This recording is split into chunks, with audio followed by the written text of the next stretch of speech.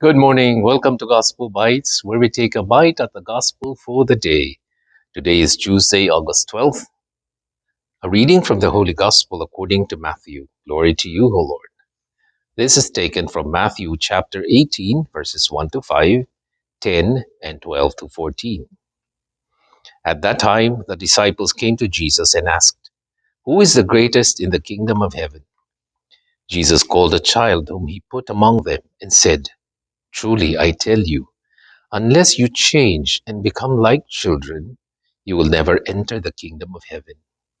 Whoever becomes humble like this child is the greatest in the kingdom of heaven. Whoever welcomes one such child in my name welcomes me. Take care that you do not despise one of these little ones, for I tell you, in heaven, their angels continually see the face of my Father in heaven. What do you think? If a shepherd has 100 sheep, and one of them has gone astray, does he not leave the 99 on the mountains and go in search of the one that went astray? And if he finds it, truly I tell you, he rejoices over it more than over the 99 that never went astray. So it is not the will of your Father in heaven that one of these little ones should be lost." The Gospel of the Lord. Praise to you, Lord Jesus Christ. So Jesus speaks about the greatest in the kingdom. Yeah? So normally we would think that the greatest in the kingdom are uh, the greatest saints, yeah, the big shots, the ones who are truly holy. But Jesus is saying, unless you become like a child. In the time of Jesus, children, the status of children is that they were considered almost as equal as just a little over the slaves, almost like property. When you count the population, they would always count the men, and the next one would be the women, and then the children.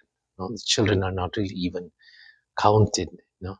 So they don't have rights. They cannot find their jobs. So Jesus is saying, the least among you is the greatest. Jesus came for them. Jesus came for the outcast, the sinners, the ones who don't have a name, the ones who don't have any status in the church, the ones who are lost.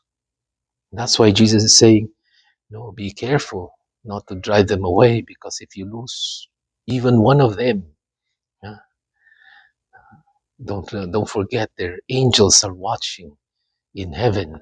They have their guardian angels watching over them. So even the greatest among sinners, or the worst of sinners, is great in the eyes of Jesus, because normally when you have a family, the one that you take care of is the one who is sick, the one who is sickly, the one who is weak. So Jesus spends more time in those who are sick, those who are sinners, those who are outcasts. And he speaks about the lost sheep. These are the ones who are who have gone astray. And Jesus is saying, you have to treat them with utmost care, utmost attention, because they're the ones who need it the most.